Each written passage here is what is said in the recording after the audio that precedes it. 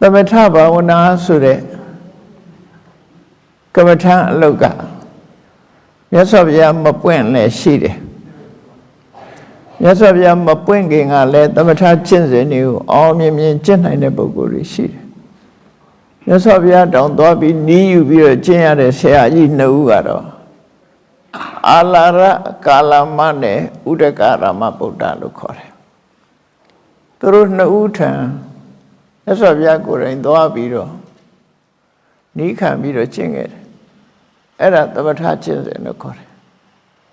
ဆံရသွားတယ်ဝိပဿနာကျင့်စဉ်ကြတော့လမ်းပြမဲ့ပုဂ္ဂိုလ်မရှိဘူးမြတ်စွာဘုရားကိုယ်တိုင်စိတ်ကူးဉာဏ်နဲ့ဆင်ခြင်စဉ်းစားပြီးတော့ဝိပဿနာလမ်းကြောင်းကိုတွေ့ရှိဖော်ထုတ်ခြင်းပဲဖြစ်တယ်အဲ့ဒါကြောင့်မို့ဝိပဿနာအလုပ်သည်ဖျားပွင့်မှဝိပဿနာဘာဝနာအလုပ်သည်ဖျားပွင့်မှသာပြုလုပ်နိုင်တာဖြစ်တယ်ဖျားမပွင့်မပြုလုပ်နိုင်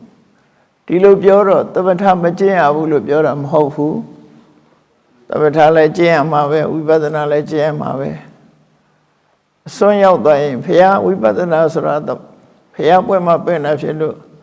သမထကိုမကျင့်နဲ့လို့မပြောကောင်းဘူးကျင့်သင်ကျင့်လိုက်တယ်သမထအောင်မြင်ဖို့ဆိုတာဓမ္မခဲရင်ပါတယ်မြတ်စွာဘုရားလက်ထက်ကယဟန်တော်တွေဟာသမထကျင့်စဉ်ကျင့်ပြီးအောင်မြင်မှဝိပဿနာကူးကြတာဖြစ်တယ်အဲ့ဒါကိုသမထယဏိကလို့ခေါ်တာပေါ့သမထကိုအောင်မြင်အောင်ကြိုးစားလိုက်ကြတယ်ပြီးတဲ့အခါကျတော့ဝိပဿနာပဲကိုကူတယ်ကျမ်းမာရေးကောင်းတဲ့ပုဂ္ဂိုလ်တွေဖို့သမထကိုကြိုးစားပြီးတော့မှဝိပဿနာကူးတာသို့မဟုတ်ပါရမီရှင်းတန်လာတဲ့ပုဂ္ဂိုလ်တွေဖို့သမထကိုကျင့်ပြီးမှအပ္ပနာသမာဓိထီအောင်ဆက်ရောက်ပြီးမှဝိပဿနာကူးတာအဲ့ဒီနှစ်ခုရဲ့ဝိပဿနာကိုတိုက်ရိုက်သွားတယ်ဆိုတဲ့ဒီစနစ်ရဲ့စနစ်နှစ်ခုရှိတယ်အဲ့စနစ်နှစ်ခုတည်းမှာသမထကိုအရင်ကျင့်ပြီးမှဒါအချိန်ယူရမယ်အများကြီးယူရမယ်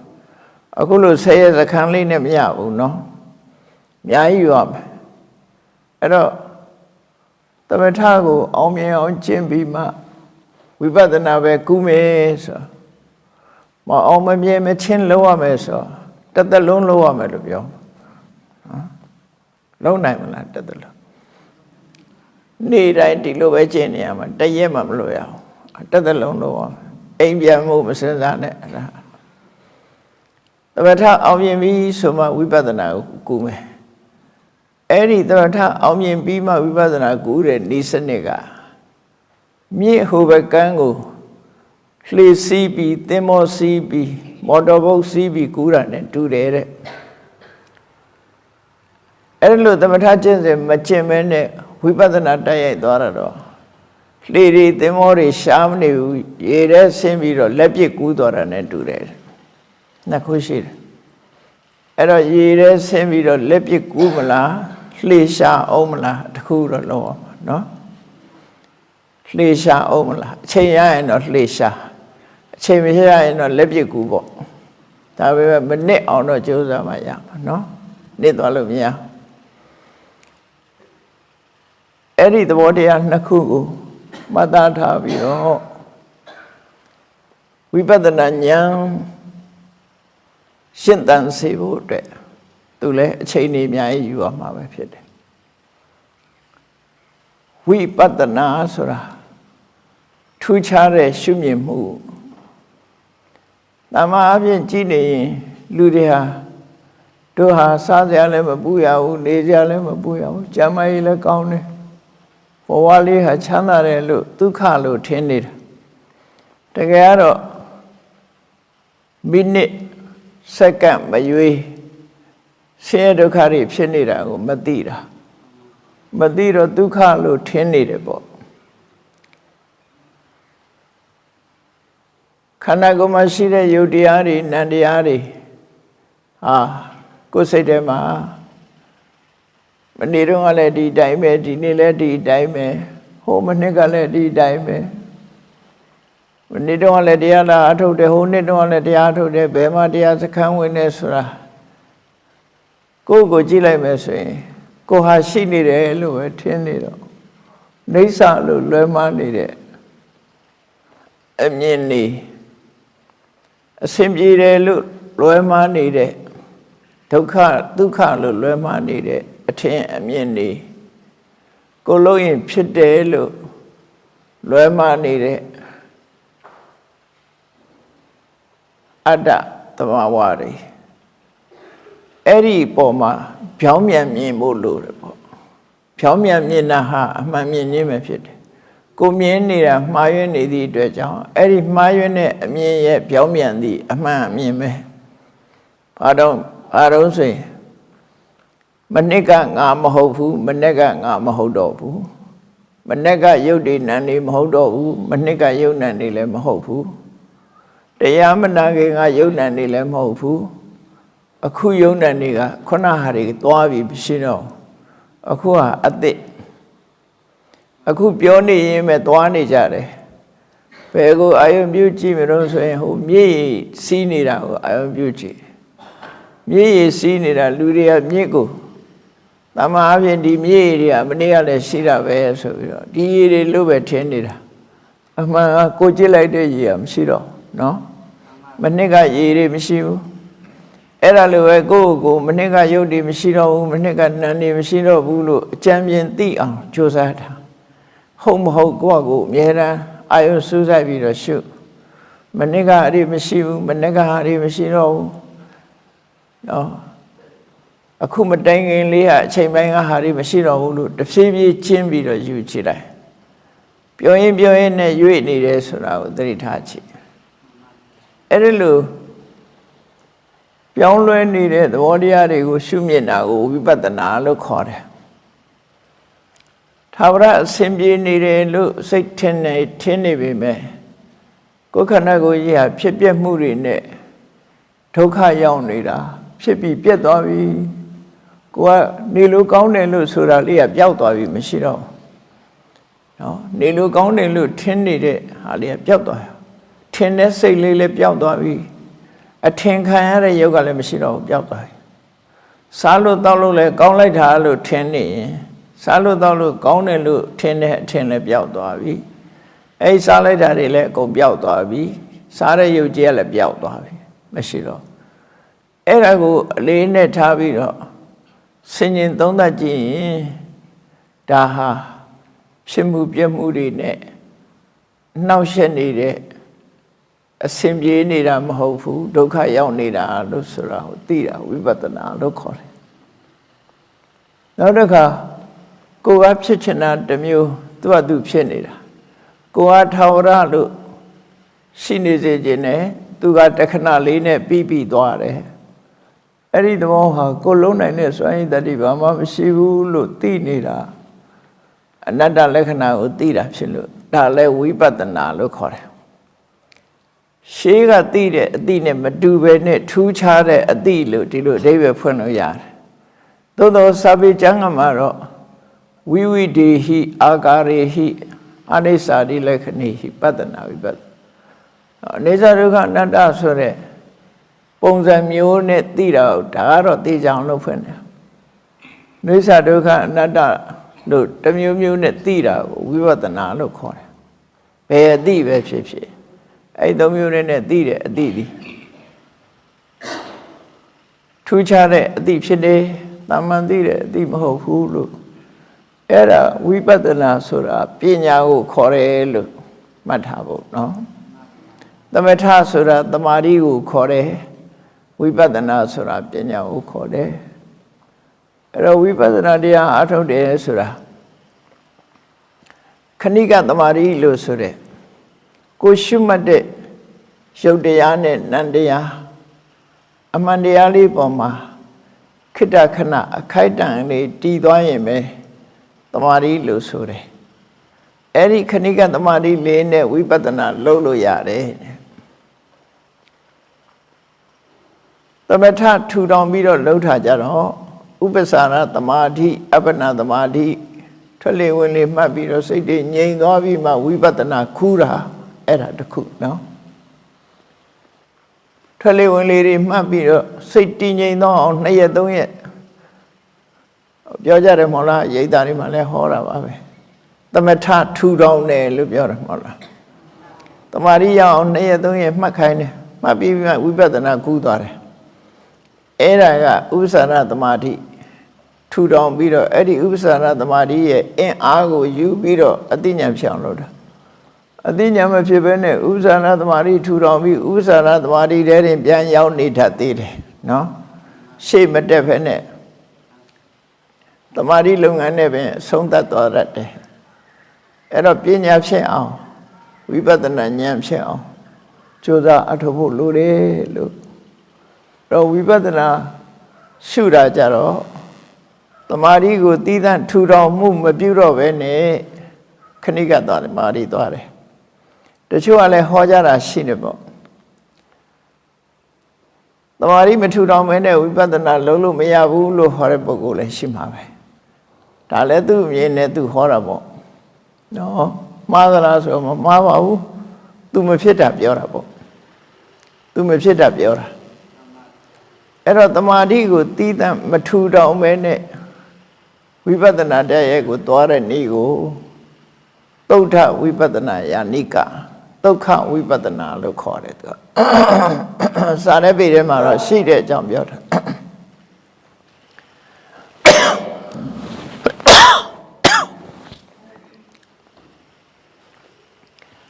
အဲ့ဒီနည်းကဘယ်လိုထူထောင်ရတာတော့ခဏိကသမာဓိနဲ့သွားတယ်လို့ပြောတာအဲ့သမာဓိဆိုတာခွဲပြောရမှာပေါ့သမာဓိမထူထောင်မဲနဲ့ဝိပဿနာဖြစ်တယ်လို့ပြောတာခွဲပြောပါဆိုလို့ပြောရမှာဝိပဿဥပ္ပစာရသမာဓိအပ္ပနာသမာဓိကိုမထူထောင်မဲနဲ့ဝိပဿနာရှုလို့ရတယ်နော်ဥပ္ပစာရသမာဓိအပ္ပနာသမာဓိထိအောင်မကျင့်မဲနဲ့ခဏိကသမာဓိနဲ့ဝိပဿနာသွားလို့ရတယ်ခဏိကသမာဓိမပါရင်တော့ဝိပဿနာလုပ်လို့မရဘူးလို့လည်းမှတ်ထားအောင်တော့ကြရောပြီးတော့သမာဓိနဲ့ပြောလို့ရှိရင်လွဲမှားတော့တယ်နော်ဝိပဿနာကျင့်တဲ့ပုဂ္ဂိုလ်ပဲဖြစ်ပါစေဝိပဿနာဉာဏ်ဖြစ်ဖို့အတွက်ဘာသမာဓိလိုအပ်တော့ခဏိကသမာဓိလိုအပ်တယ်နော်ခဏိကသမာဓိလိုအပ်တယ်ခဏိကဆိုတာခိတ္တခဏအခိုက်တန့်အနေဖြစ်သွားတဲ့သမာဓိအဲ့ဒီသမာဓိမျိုးတော့လိုအပ်သေးတယ်မထူထောင်ခြင်းရင်ရတာကဘယ်သမာဓိတုံးဆိုရင်ဥပ္ပစာရသမာဓိနဲ့အပ္ပနာသမာဓိအဲ့ဒီဥပ္ပစာရသမာဓိအပ္ပနာသမာဓိကိုတီးခြားမထူထောင်မဲနဲ့ဝိပဿနာကိုတိုက်ရိုက်ချင့်ကျင့်ပါတယ်ဆိုရင်ခဏိကသမာဓိနဲ့သွားခဏိကသမာဓိဆိုတာရှုလိုက်တဲ့အခိုက်ကလေးပေါ်မှာစိတ်လေးတည်ငြိမ်သွားတာကိုခဏိကသမာဓိခေါ်တယ်စာပေကျမ်းကမှာဘယ်လိုဆိုတော့ဆိုရင်နာဟိခဏိကသမာဓိဝိနာဝိပဿနာနာမတံပဝတိနာဟိခဏိကသမာဓိဝိနာဝိပဿနာနာမတံပဝတိခဏိကသမာဓိမပါပဲဝိပဿနာဆိုတာမဖြစ်ဘူးတဲ့အဲ့ဒီစကားကိုကြည့်ရင်သမာဓိ၃မျိုးမှတ်ထားဖို့လိုတယ်နော်ဥပ္ပစာရသမာဓိအပ္ပနာသမာဓိခဏိကသမာဓိအဲ့၃ခုတည်းမယ်အင်အားအနည်းဆုံးကခဏိကသမာဓိအဲ့ဒီနည်းနည်းပို့ပြီးတော့အင်အားကောင်းတာကဥပ္ပစာရသမာဓိအင်အားအကောင်းဆုံးကအပ္ပနာသမာဓိခဏိကသမာဓိဥပ္ပစာရသမာဓိအပ္ပနာသမာဓိအဲ့ဒီထဲမှာဥပ္ပစာရသမာဓိအပ္ပနာသမာဓိမပါဘဲဝိပဿနာလုပ်လို့ရတယ်အဲ့ဒါသုဒ္ဓဝိပဿနာယာနိကလို့ခေါ်တယ်နော်ခဏိကသမာဓိမပါဘဲနဲ့ဝိပဿနာလုပ်လို့တော့မရဘူးခဏိကသမာဓိဆိုဒီမှာတည်တံ့ထူထောင်တာမဟုတ်ဘဲနဲ့ဝိပဿနာတိုက်ရိုက်ကျင့်တာကိုဆိုလို့တယ်အဲ့ထက်မဲ့သမာဓိဆိုတာပါတယ်လို့ဆိုတာကိုတော့တတိထားပေါ့ စာပေကျမ်းကမှတစ်ခါတစ်ခါပြောလိုက်တာရှိတယ်တမာတိကိုမထူထောင်ပဲဝိပဿနာရှုတယ်လို့ဆိုသည်မှာဥပ္ပစာရတမာတိအပ္ပနာတမာတိကိုမထူထောင်တာကိုရည်ညွှန်းတယ်နော်စာထဲမှာလည်းအဲ့လိုပဲပြောရတယ်တခါလေးတမာတိလို့ထင်ရှားနေတာဟာဥပ္ပစာရတမာတိနဲ့အပ္ပနာသမထကျင့်စဉ်နဲ့ကျင့်တဲ့တမာတိနှစ်ခုကိုပြောတယ်နော်သမထကျင့်စဉ်နဲ့ကျင့်ယူတဲ့သမထနှစ်ခုတမာတိနှစ်ခုကိုတီးခြားမလုပ်တော့ဘဲနဲ့ဝိပဿနာတိုက်ရဲ့ကျင့်တာကိုသုဒ္ဓဝိပဿနာယနိကာအဲ့တော့လမ်းဆိုတာဒီဓမ္မယုံကြီးတဲ့ဝင်တဲ့အခါကိုကြိုက်တဲ့ပေါက်ကဝင်လို့ရတယ်ဟိုဘက်ကပေါက်ကဝင်မလားအဲ့ဒီမှာလည်းနှစ်ပေါက်ရှိတယ်ကြိုက်တဲ့ပေါက်ကဝင်ဟိုဘက်ကလည်းနှစ်ပေါက်ရှိတယ်ကြိုက်တဲ့ပေါက်ကဘယ်ပေါက်ကဝင်မရောက်ပြီဘူးလားရောက်တယ်ဒါကြောင့်မို့လို့ဘယ်လမ်းကြောင်းကသွားယောဂီဆိုတာအငြင်းမပွားရအောင်နော်ငါမှန်တယ်သူကမှန်တယ်လို့အငြင်းပွားကြမလို့အလုံးလို့ဖို့ပဲလို့တယ်နော်လမ်းကြောင်းဟာရှိတယ်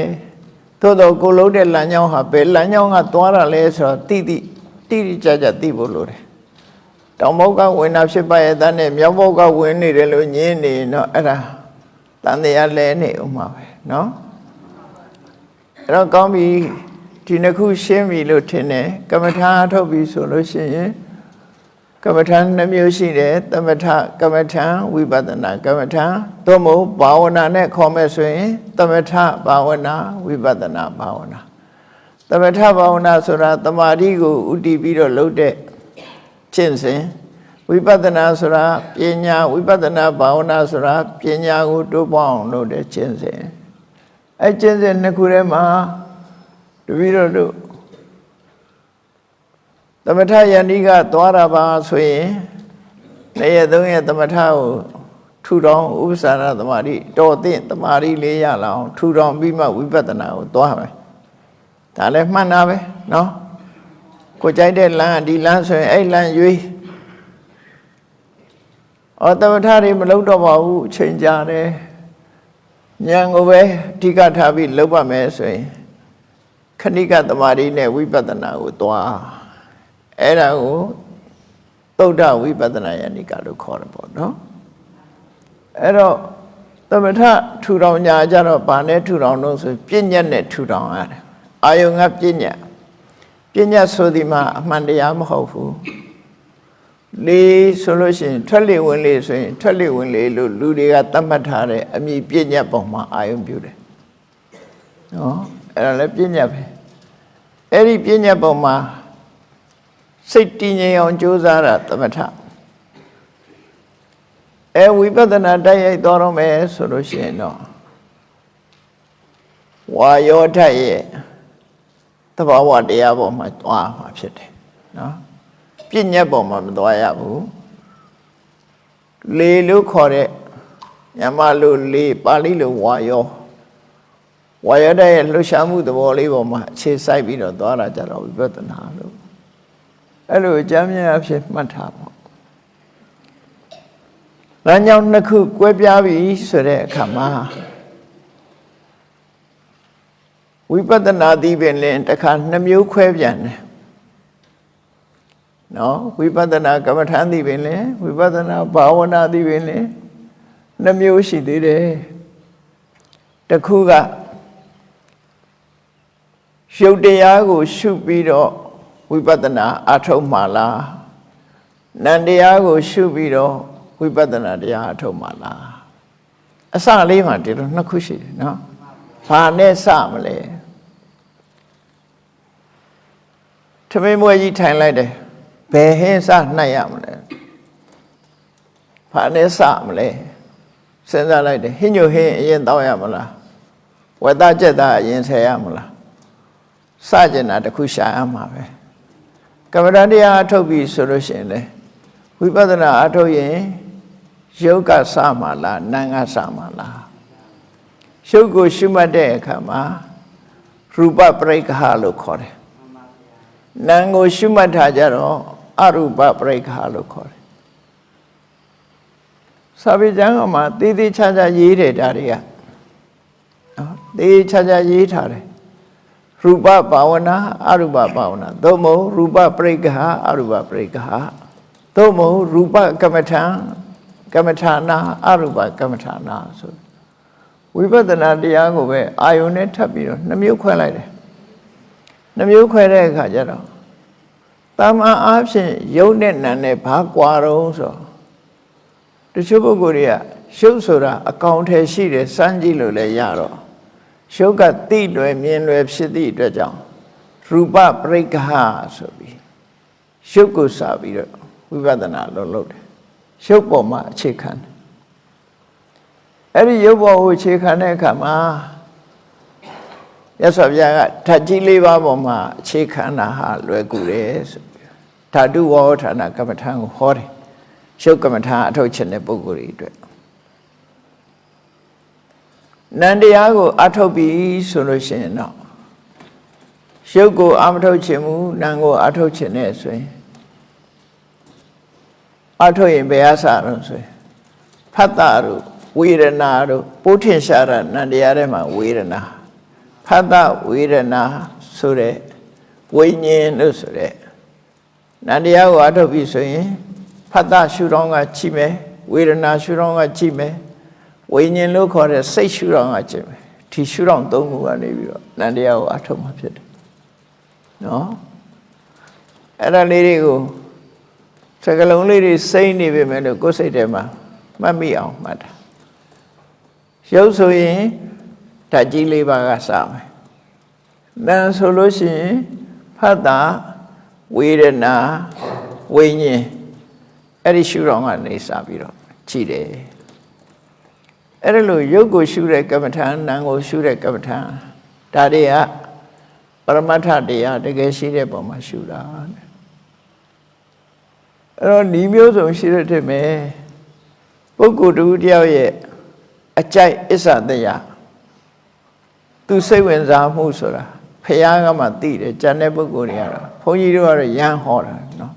Young Hoyama. Do by Jades of Div. But Didi Dredge, Paya Horror, the Area Naviro.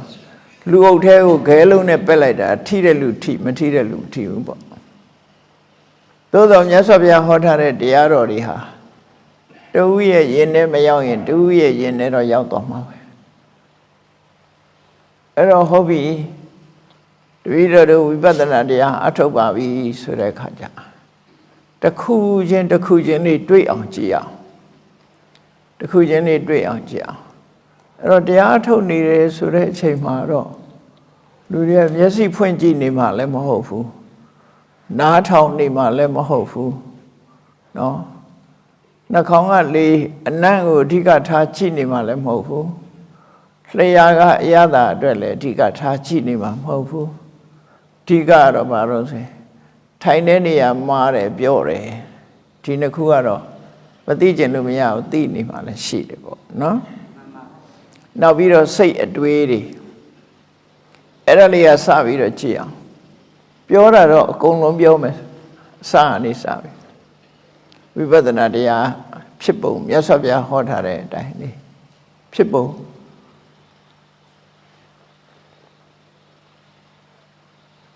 အဲ့တော့ကိုဒီလိုတရားထိုင်နေမှသာမဟုတ်ဘဲနဲ့တခြားအချိန်မှာတရားထိုင်နေလို့မဟုတ်ဘူးဆိုတဲ့အချိန်မှာကိုယ်တဏ္ဍမှာတတိရှိနေဖို့ပညာရှိနေဖို့ဒါလေးချက်တတိပညာဆိုတာစာဝတ္တိရတာပြောတာမဟုတ်ဘူးအိဘုတ္တိရတာတခြားတွေတတိရတာပြောတာမဟုတ်ဘူးဘာကိုတတိရမှာတော့ဆိုကိုယ့်ရဲ့တဏ္ဍမှာဖြစ်နေတဲ့သဘာဝတရားတွေကိုတတိရဖို့တတိရှိနေဖို့ကဲဟုတ်ပြီကိုအာယုစားလိုက်တယ်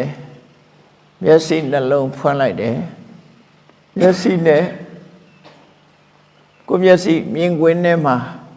မြင်စရာအာယုတစ်ခုရောက်လာတယ်ရောက်လာတဲ့အခါမှာဘာရဲ့လို့မစင်စားနဲ့မျက်စိဖွင့်ရင်မြင်မှာပဲသိကြတယ်နော်အဲ့ဒီမှာ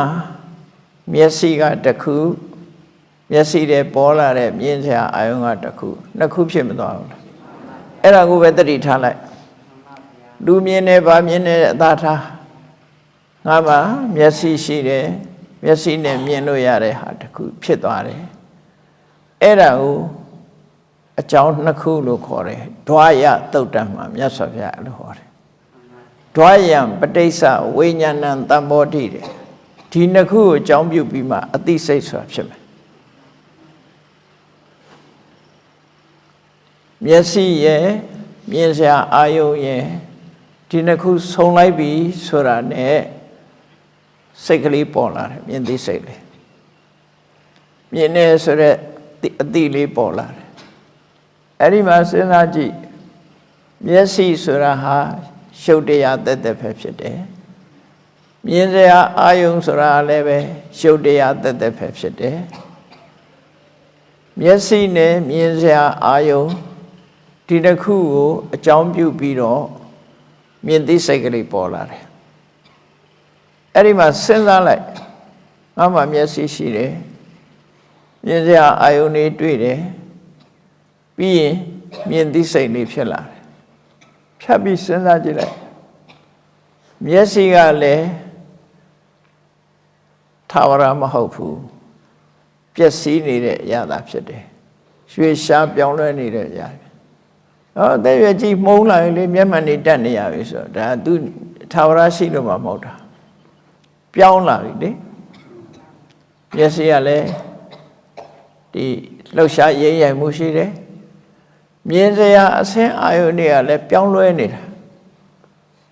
တော့တမန်အပြင်ကြည့်ပဲဆိုရင်ဒီနေရာကြီးရင်တော့ဆူးကြုံနေနဲ့တော်ကြီးအခုတော့အဆောက်အဦကြီးတွေနဲ့ဒါလည်းပြောင်းလဲတာပဲလေဒီနေရာမှာဆိုလို့ရှိရင်နွားစကြက်နွားတွေစိတ်တွေအဲ့လိုသဖြင့်ဆွဲစားပြီးနေဘူးကောင်ကြီးနဲ့လူသွားလို့မရတဲ့ကြောက်ကုန်းကြီးတွေအခုဆောက်အဦကြီးတွေဖြစ်နေကြီးကျယ်ပြောင်းလဲမှုပဲအကြီးကျယ်ပြောင်းလဲမှုသည်အသေးအဖွေးပြောင်းလဲမှုကစတာပဲเนาะအဲ့တော့တမန်အပြင်ကိုကြည့်လိုက်မြင်တဲ့မျက်စိကလည်းခိုင်မြဲမှုမရှိဘူးမျက်စိနဲ့ပေါ်လာတဲ့အရေးအယောင်ဆိုတဲ့မြင်စရာအာယုံကလည်းခိုင်မြဲမှုမရှိဘူးနှစ်ခုစလုံးသည်ပြောင်းလဲတတ်တဲ့သဘောရှိတယ်အဲ့ဒီပြောင်းလဲတတ်တဲ့သဘောရှိတဲ့မျက်စိနဲ့အဆင်းအာယုံကိုအကြောင်းပြုပြီးပေါ်လာတဲ့မြင်သိစိတ်လေးကဘယ်လိုလုပ်ပြီးခိုင်မာမှာတော့သိတတ်တဲ့အမိကမွေးလာတဲ့လူမှန်သမျှသိမှာပဲမျက်စိကလည်းပျက်စီးသွားတတ်တယ်အဆင်းအာယုန်တွေကလည်းပျက်စီးပြောင်းလဲတယ်အဲ့ဒီပျက်စီးပြောင်းလဲတတ်တဲ့အရာနှစ်ခုကနေပြီးဖန်တီးပေးလိုက်တဲ့မြင်သိစိတ်လေးဟာလည်းပဲပြောင်းလဲသွားမှာပဲပျက်စီးသွားမှာပဲအဲ့လိုလေးတွေးကြည့်လိုက်တမ္မာသင်္ကပ္ပလို့ခေါ်တယ်မတွေးရဘူးဆိုတဲ့စကားကိုလည်းမှတ်မထားနဲ့မြတ်စွာဘုရားကတမ္မာသင်္ကပ္ပဆိုတာအမှန်တွေးဖို့ပြောထားတာနော်ကမ္မထာထုတ်ရင်မတွေးနဲ့လို့မပြောနဲ့ပေါ့ခွဲပြောရမှာပေါ့မတွေးရမယ့်ဟာအိမ်မတွေးနဲ့ပေါ့အဖွားကြီးတွေဆိုမြည်မတွေးနဲ့ပေါ့ဖိုးကြီးတွေဆိုလည်းမြည်မတွေးနဲ့အိမ်မတွေးနဲ့သားသမီးမတွေးနဲ့ကျန်တာတွေမတွေးနဲ့လောဘနဲ့မတွေးနဲ့ဒေါသနဲ့မတွေးနဲ့အဲ့ဒါတော့မတွေးအောင်တရားသဘောနဲ့ပတ်သက်ရင်တော့တွေးရမတွေးရင်ဉာဏ်မဖြစ်ဘူးနော်အဲ့တော့တမ္မာသင်္ကပ္ပဖြစ်အောင်တွေးဟုတ်ပြီငါမှမျက်စိရှိတယ်ငါအကယ်၍မျက်စိမရှိဘူးဆိုရင်လည်းမြင်မှာမဟုတ်ဘူးဟောတွေးကြည့်လိုက်မျက်စိတော့ရှိပါရဲ့ပြင်မကဟာလာဟင်းလင်းကြီးဘာမှကြည့်စရာမရှိဘူးသို့မဟုတ်ညာကြီးမှောက်မိုက်နေမြင်မှာမမြင်ဘူးအဲ့တော့မျက်စိလည်းရှိတယ်မြင်စရာလည်းရှိတယ်ဒီနှစ်ခုကြောင့်မြင်သိစိတ်လေးဖြစ်လာတယ်အဲ့တော့မျက်စိဆိုတာလည်းထာဝရမဟုတ်ဘူးရိမ့်ရိုင်ပြောင်းလဲနေတဲ့အရာဖြစ်တယ်မြင်စရာအာယုဆိုတာလည်းထာဝရမဟုတ်ဘူးရိမ့်ရိုင်ပြောင်းလဲနေတဲ့အရာသာဖြစ်တယ်အဲ့ဒီရိမ့်ရိုင်ပြောင်းလဲပျက်စီးနေတဲ့အရာနှစ်ခုကိုဆွဲပြုတ်ပြီးတော့ဖြစ်တဲ့မြင်သိစိတ်လေးကဘယ်လိုလုပ်ပြီးတော့ထာဝရဖြစ်နိုင်မှာမလဲဒါစဉ်းစားနေပါဠိလိုပြောရင်မြတ်စွာဘုရားဟောတော့ကဘယ်လိုဟောတာဒါဘုရားဟောတာဘုံဘုံဟောတာမဟုတ်ဘူးနော်မြတ်စွာဘုရားကဒီသက္ခုံစပတိစ္စရူပိစ္စဥပ္ပစ္စတိသက္ခုဝိညာဏဒိဋ္ဌံသင်္ကတိဖတ်တော်အဲ့ဒီမှာသက္ခုအာနိစ္စ rupa anisa Etidan Dwayan Pyatin Sewa Salin Sewa Tilu Hodora Aitom no Anisa Dokhan Vibrinama Tama Anisa Tambudan Vinyana Anisa Tamuda Anisa Tambudan Kudo Nisan Pawedadi Anisa Jam Pilade The Bawadiadi Bema Nisa Pimale Soluraga Tita Miga Muide Tadamidi Bema Mative Simile Tiro Solureba. Oh, yes, a sin, Dinaco, Jambu Biro, Sakuinian Saption Day. Yes, I am a mew, say I am a mew, Mamere Yanaku, Swabu Biro, Mindi Saption Day. Eddie Mindi say the Bema Miemale, Nalong de Mar. We better no? Now the good shade the send do like oh. They nothing a deep at all. Yes, ye, a sin ye, a say ye, the don't so like that, come. People are young barons. I own a tea dread, pata, say net tea dread at that. Say a tea dread move up, loud pianman. Go kaya or la tea dread, come. Eat it, ya, pure, ya. Kulo soya these era netway do a elita upset. Luya the pura netway, pulaita, Mada netway, malaita, sit. No? Hello, Titwe Mooney. Nandiama never seen it. Yes, ye, say ye, mean this say ye, don't go bounce on like that, come. Mean this say jump ship or lare, pata lusure. I own a Titwe Mooney pillar. Every Titwe Muye, Tigai Mu up, Lau Pientan, man. Pientan the Lama, Pientan the La Senaji, Koshe, Laviro, Tamia, the Saji, and Chaneluri Bapchen. Tamia, the Sanida, Chibiro, the Yula live. Era, Nandia, Tigai Mulu, Tinsharely. Go Lamati Vene, Chowda de Lua. Tingo do ya, the Yaji Lani, Yaramatin, Chowbiro, two dona. Go lem tivuli, tira lemo. Chow say got nip shibola. Era mu, pada lo corre. No? Erlu, pada psella. Mine kamale, pada psede. Eri pada psella reka jero. O dongu so much psella re pada le, bema miemele. Mamiere, Johnny, swabula re pada di bema miemele. Pada visea, wirena. Tidi Alioza, Soya this way, Nuni Lisway, Chide, Agi sway, Macanamu, Nuya di Jero, A Lisway in the Wajare, a Buji sway, the Womajan, Ero, Padago, Jambu Biro, Sekandamu, Pilaviane, Pada Lemamievu, Sekandamu, Lemamievu, Mamiere, Padajam Sedes, Wirena, Sekandamu, Bema Miemele. Tilushama. Era Wibadana Shure, Ionia, but a coupet also. Mine Kaili, my shuna in a yaria.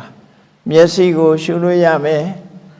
Yesine, Mine, say Io, Shuluyame. No. Dinaku Sonye, no. Pipolare, Mindisego, Shuluyame. Tongu Sonye, no. Pipolare, Padao, Shuluyame. Pada job Pilare, we are now Shuluyames, Naku. Era, we better not the Yaya, Ion, Kukanago, Madrid on Sha, adding Agu. Adding Agu, 3 on Shama, 3 ma. That we better not Shema, no? 3 be, era 3 on Shama, so. Blue 3 on cheap. Yes, see solution, blue 3 on cheap. Yellow need a kind cheap now. Yesi, yellow, 3 on blue cheap, or Sakubadara. Piemega, Ayo, say Ayo, a JD, 10 Yavala, Tadu it about Twitter. Tadu it. Edilu Latin, Machino was in Jondong Gam Pitavi. Man ye tell what you like, man name up, Piemega, Yedi 10. Era lo come alone, Piemega, means I only a Yay Latin. အဲ့ဒီအရေးကိုဖမ်းယူတတ်တဲ့သဘောတရားသည်မျက်စိပဲဒါသူ့ရဲ့သဘောကိုတွေ့တာနော်အဲ့တော့ကမ္မထာနဲ့ကျတော့ဒီမျက်လုံးကြီးကိုကြည့်ရမှာမဟုတ်ဘူးဒီမျက်လုံးကြီးရဲ့သဘာဝလေးကိုကြည့်ရမှာအော်အရေးထင်တဲ့သဘောပါလားအရေးကိုဖမ်းယူနိုင်တဲ့သဘောပါလားဒါတစ်ခုတွေ့သွားနောက်တစ်ခုအဆင်းအာယုံကိုမြင်တဲ့အခါကျတော့အော်မျက်လုံးထဲမှာလာပြီးထင်ဟတ်တတ်တဲ့သဘောပါလားနားတဲ့ကြတော့မထင်ဘူးလေဒီအရေးတွေဟာမျက်လုံးထဲမှာသာထင်တာ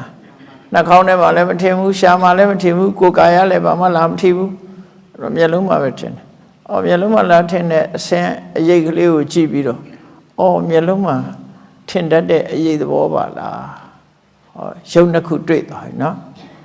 အဲ့ဒီနှစ်ခုပေါင်းစပ်လိုက်လို့မြင်သိစိတ်လေးပေါ်လာတယ်မြင်မှန်းသိတာအော်ဒီစိတ်လေးကြောင့်မြင်မှန်းသိတာပါလားသုံးခုပေါင်းလိုက်တဲ့အခါအာယုန်နဲ့စိတ်နဲ့ဆုံတွေ့သွားမှုဆိုတာလေးပါလာတယ်စိတ်ခံစားမှုတွေကိုထွက်လာတယ်တမယာသီးစားရမြင်လို့ရှိရင်သေရိုးလာတယ်လို့နော်သေရိုးလာတယ်လို့သူ့ရဲ့စိတ်ထဲမှာဖတ်တာဆိုတာပေါ်လာတော့ဝေဒနာဆိုတာနောက်ကလိုက်လာတယ်ကောင်းတယ်မကောင်းမှုဆိုတဲ့ဝေဒနာလေးတွေနောက်ကလိုက်လာဝေဒနာဆိုတာအာယုန်ရဲ့အရသာကိုခံစားမှုဖတ်တာဆိုတာအာယုန်နဲ့စိတ်ထိတွေ့မှုဆိုဒီသဘောလေးတွေရှုထောင့်ကနေပြီးတော့ကြည့်လိုက်လို့ရှိရင်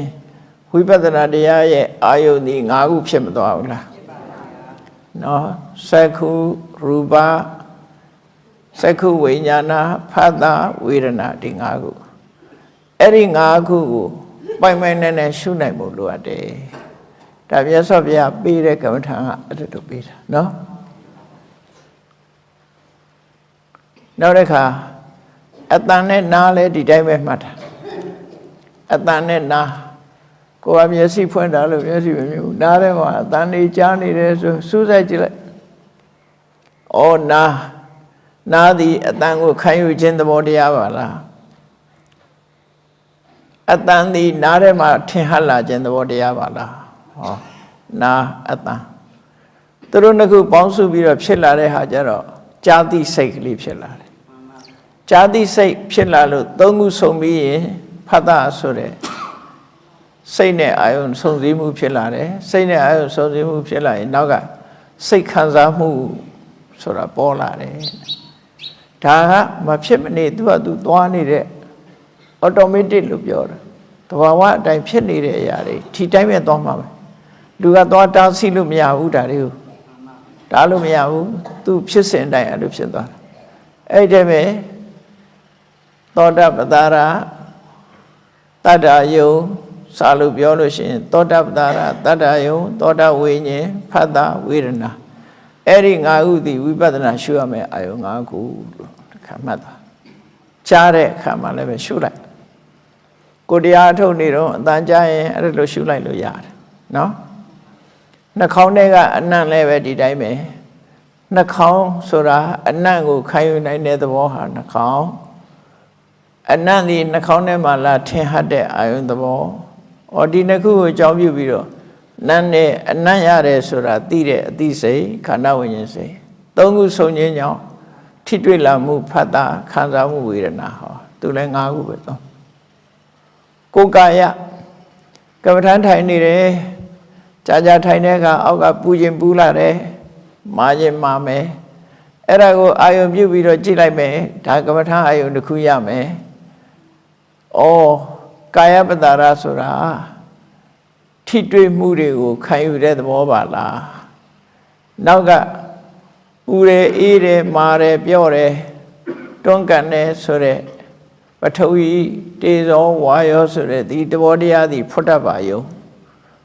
ကိုထိုင်းနေတဲ့နေရာမာရင်မာတယ်လို့ပြောသိမှာပဲပူရင်ပူတယ်လို့သိမှာပဲအေးရင်အေးတယ်လို့သိမှာပဲเนาะအဲ့ဒီအပူအေးမာအပြော့သဘောသည်ဖွတ်တတ်ပါယုံရဲ့သဘောအဲ့ဒီဖွတ်တတ်ပါနဲ့ကိုယ်ကာယနဲ့ပေါင်းစပ်လိုက်တဲ့အခါဘာဖြစ်တုံးကာယဝိညာဉ်ထိမှန်းသိတဲ့စိတ်ဖြစ်တယ်ကာယဝိညာဉ်စိတ်ဖြစ်ရင်ဒီသုံးခုပေါင်းလိုက်တဲ့အခါပေါင်းစုံခြင်းကြောင့်ဖြစ်ပေါ်လာတာကဖတ်တာစိတ်ခံစားမှုတွေကဝေဒနာအဲ့ဒီမှာလည်းပဲ၅ခုတရားရှုလို့ရတယ်တရားတွေကိုအများကြီးပဲ ထမင်းပွဲတွေကဟင်းနေတဲ့တော့များသေးတယ်နော်များသေးတယ်ရှုအဲ့ထဲဟာတွေတခုရှုလို့ရပြီးပြီဆိုတဲ့အခါကျတော့ခြားထဲမှာကြော်သွားတာလေးတခုပြောမယ်အဲ့ဒီစီဝဝိညာဉ်ထွင်းစားတဲ့အချိန်ထွင်းစားတဲ့အချိန်မှာဇီဝင်စပဋိစ္စရူ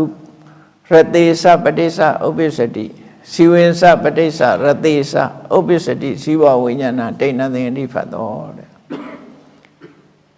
စားပြီဆိုတဲ့အခါမှာလျာရဲ့လျာသည်အယတာကိုခံယူတတ်တဲ့သဘောအယတာသည်လျာပေါ်မှာထင်ရှားလာတတ်တဲ့သဘောဒီနှစ်ခုစလုံးဟာယုတ်တည်ကြီးပဲအဲ့ဒီနှစ်ခုကိုအကြောင်းပြုပြီးတော့ဖြစ်ပေါ်လာတဲ့အသိစိတ်ကဇီဝဝိညာဉ်လို့ခေါ်တယ်အဲ့ဒီဇီဝဝိညာဉ်သုံးခုပေါင်းစုံလိုက်တဲ့အခါမှာလျာရဲ့အယတာရဲ့ဇီဝဝိညာဉ်ရဲ့တရားသိစိတ်ရဲ့ပေါင်းလိုက်တဲ့အခါဖတ်တာဖြစ်လာလို့ရှိရင်နောက်ကဝေဒနာဖြစ်လာတယ်ဒီမှာလဲသုံးခုအဲ့ဒီနေရာမှာလက်တွေ့ကြကြစဉ်းစားမယ်ဆိုရင်တခြားသိနိုင်တာနှစ်ခုရှိသေးတယ်အဲ့ဒီမှာ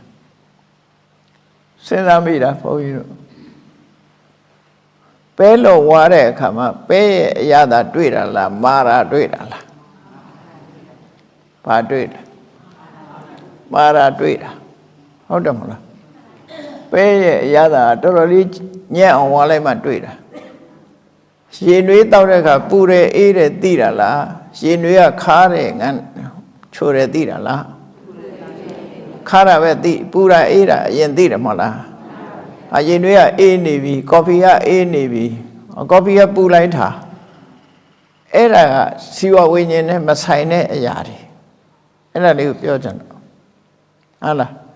ထွင်းစားတဲ့အခါမှာထမင်းကလည်းမာလိုက်တာပြောကြထမင်းကလည်းပြော့နာပဲပြောအဲ့ဒါအရသာမဟုတ်ဘူးမာခြင်းပြော့ခြင်းကပထဝီဆိုတော့လျှာရဲ့ကိစ္စမဟုတ်ဘူးဘယ်သူရဲ့ကိစ္စတော့ကာယဝိညာဉ်ကာယပတ္တာရရဲ့ကိစ္စဖြစ်တယ်အဲ့ဒါမို့စားလိုက်တဲ့အခါကျတော့သုံးခုမှတ်လို့ရတယ်ကာယဝိညာဉ်နဲ့ပတ်သက်တာလည်းမှတ်လို့ရမယ်ခန္ဓာဝိညာဉ်နဲ့ပတ်သက်ပြီးတော့လည်းမှတ်လို့ရမယ်ဘာလို့လို့ဆိုရင်စားလိုက်တဲ့အစာကအနံ့ကအရင်ရတယ်ဘုန်းကြီးတို့ဆိုညှိတဲ့အနံ့ပါလို့ရှင်စားလို့မရတော့နော်ငါညှိနှံ့ညှိပါတော့အဲ့ဒါစားလို့မရတော့အဲ့တော့ရှာကအရင်သိတာမဟုတ်ဘူးနှာခေါင်းကအရင်သိတယ်ပါးစပ်ကအရင်သိတယ်ပြီးတော့ဝါလိုက်တော့မှအရသာအနောက်မှလာတာဆိုပါစို့ကျဟင်္ဂါသီလေးကောက်ဝါကြည့်လိုက်လို့ရှိရင်ပြောတယ်မှာလည်းပဲအရင်သိမှာပဲပြီးမှပါးစပ်ထဲရှားပေါ်ကခါတယ်ဆိုတာပြောတာနောက်မှသိတာထညက်ခဲဝါလိုက်လို့ရှိရင်လည်းထညက်ပြောတယ်မှာလည်းအရင်သိတယ်ပြီးတော့မှချိုးတာသိတယ်ဘာစားအဲ့ဒီပထဝီဟိုတင်းပေါ့ကာယပတ္တရာနဲ့ကာယဝိညာဉ်ရဲ့ခန္ဓာပတ္တရာနဲ့ခန္ဓာဝိညာဉ်ဒါကြောင့်မလို့လူတွေစားတဲ့အစားအစာတွေမှာအနံ့ကောင်းအောင်လည်းလုပ်ထားရတယ်နော်ဝါလို့ပြုလို့ရအောင်လည်းလုပ်ထားရတယ်အဲ့တော့ပဲကြော်လေးကျွတ်ဝါတဲ့အခါကျတော့အတန်ရတာခန္ဓာရှိသေးတယ်ဒါထဲမှာကျွတ်ဆိုတဲ့အတန်လေးပါရတာခန္ဓာရှိသေးတော့သောတဝိညာဉ်လည်းဖြစ်ပြန်တယ်အဲ့ဒီမှာပါးစပ်ကစားတာတော်တော်စုံတယ်လို့စဉ်းစားမိတယ်ဘုန်းကြီးကိုယ့်အကူဆုံးစားရင်တွေးကြည့်လိုက်ရင်အဲ့ဒါတွေကုန်တွေးအဲ့ဒါတွေးအောင်ရှာကြည့်ဘာတွေနောက်ထပ်တွေးသေးတော့ကိုတွေးရင်မှတ်ထားအဲ့ဒါကမ္မထာအထုတ်တယ်ဆိုတာခန္ဓာကိုယ်ထဲမှာဖြစ်ပေါ်နေတဲ့သဘာဝတရားတွေတွေးအောင်ကြည့်ခြင်းပဲဖြစ်တယ်ပေါ့နော်အလုံးပေါင်းလိုက်တဲ့အခါသက္ကုသောတာကနာစီဝါကာယလို့အလုံးပေါင်းလိုက်တဲ့အခါကျတော့စီဝါကာယ၅ခုဖြစ်သွားပြီနော်အဲ့ဒီ၅ခု၅လေး25ရှုစရာအာယုံပေါင်း25ခုရသွားဘာမှမကြည့်ပဲနဲ့တွေးမိတာတွေပြန်ပြီးတော့ကြည့်တာမျက်စိနဲ့မြင်ခဲ့တာတွေနားထဲကကြားခဲ့တာတွေပြန်စဉ်းစားလို့ပေါ်လာတာကြတော့ဓမ္မအာယုံလို့ခေါ်တယ်ဒီတရားဓမ္မကိုပြောတာမဟုတ်ဘူး ဓမ္မအာယုရူပယုံလည်းမဟုတ်ဘူးသတ္တယုံလည်းမဟုတ်ခန္ဓာယုံလည်းအတိတ်ဖြစ်သွားပြီအတိတ်ဖြစ်သွားတဲ့ဟာတွေကဓမ္မအာယုအဲ့ဒီဓမ္မအာယုတွေကိုမနနဲ့သိတယ်မနသည်ဓမ္မအာယုတွေကိုသိတတ်တဲ့သဘောတရားနန္တရားဓမ္မသည်ယုတ်တရားနန္တရားရောရာအဲ့ဒီမနနဲ့ဓမ္မနှစ်ခုဆုံးကိုသိတာကြတော့မနောဝိညာဉ်လို့ခေါ်တယ်အဲ့ဒီမနောဝိညာဉ်၃ခုဆုံးလိုက်တဲ့အခါမှာဖတ်တာနဲ့ဝေဒနာအဲ့တော့သူကလည်း၅ခုဖြစ်လာတယ်နော်အလုံးပေါင်းတဲ့အခါမှာဒွါရ6ပါးမှာဒွါရတစ်ပါးမှာ5ခုစီဆိုတော့ဘယ်နှခုရှိတယ်30ရှုခွက်30ဟုတ်လားရှုခွက်30ဟာတိုက်ဆိုင်တဲ့အချိန်လေးတွေမှာကြည့်ပြီးတော့ရှုခွက်30တွေကတရားရဲ့သဘောဝတရားတွေကိုထင်ထင်ရှားရှားပေါ်လာပြီဆိုတဲ့အခါမှာဒါကရှုံးနိုင်ကိုသိတဲ့သဘောများတာရှိသေးတယ်နော်အဲ့ဒီနောက်ကြတော့ရှုနေတဲ့အချိန်လေးမှာဘာတွေတိုးတက်သိလာမှာတော့ဆိုလို့ရှိရင်မမြဲတဲ့သဘောလေးတွေသိလာမယ်မမြဲခြင်းကြောင့်ကျင့်တတ်เสียမကောင်းတဲ့ဒုက္ခသဘောတွေသိလာမယ်ဒုက္ခသဘောတွေသိလာတဲ့အခါမှာကိုယ်လုံးတိုင်းဘာမှမဖြစ်ဘူးဆိုတဲ့အနတ္တသဘောတရားတွေသိလာမယ်အဲ့ဒီကြတော့မှတိရဏပရိညာအဆင့်ကိုရောက်လာတယ်အခုသိတာညာတပရိညာအခုလို့ညာတပရိညာနီးနဲ့ကိုယ့်ရဲ့ဒွါရ6ပါးမှာထင်ဟလာတဲ့အာယုန်တွေကိုသိအောင်အရင်သိအောင်ကြိုးစားပါကြိုးစားပြီးတဲ့အခါမှာမမြဲတာတွေဆိုတာကိုသိလာပြီးဆုံးဖြတ်နိုင်လာလို့ရှိရင်တိရဏပရိညာဖြစ်လာပြီးရင်ငါရင်တော့ထင်နေတယ်မြဲတယ်ဆိုတာမဟုတ်ပါလားမြဲတယ်ဆိုတဲ့အထင်ကိုဖယ်ရှားနိုင်တဲ့ပါဟနာပရိညာချမ်းသာတယ်ဆိုတဲ့အထင်ကိုဖယ်ရှားနိုင်တဲ့ပါဟနာပရိညာကိုလုံးလို့ရတယ်လို့ထင်တဲ့နော်အထင်ကိုဖယ်ရှားနိုင်တဲ့အတ္တလို့ထင်မြင်တဲ့အထင်ကိုဖယ်ရှားနိုင်တဲ့ပါဟနာပရိညာဆိုပရိညာသုံးပါကိုယ်ရင်နဲ့နှလုံးထဲမှာဖြစ်လာပြီဆိုရင်အဲ့ဒါဝိပဿနာလမ်းကြောင်းပေါ်တက်သွားပြီမသေးမချင်းတာမှတ်ပြီးတော့လို့ဒီတိုင်းပဲသွားနေရမှာဖြစ်တယ်အဲ့တိုင်းသိနေတဲ့အသိသည်တတိနဲ့ပညာနှစ်ခုပေါင်းစပ်ပြီးတော့သိဒီအသိနဲ့ကာထားလို့ရှင်ရင်ထဲမှာလောဘလည်းမလာနိုင်တော့ဘူးဒေါသလည်းမလာနိုင်တော့မောဟလည်းမလာအိမ်ချမ်းထဲမှာခွေးတွေနွားတွေမွေအောင်ဘာလို့ခြံခတ်ကြတာမဟုတ်လားအဲ့ဒါလို့ကိုယ့်ကိုခြံခတ်ထားဖို့ဝိပဿနာတရားအထုတ်တယ်ရှင်တဲ့နှလုံးထဲမှာကိလေသာတွေမလွှမ်းမိုးအောင်ကြိုးစားအထုတ်နိုင်ကြပါစေကုန်သတည်း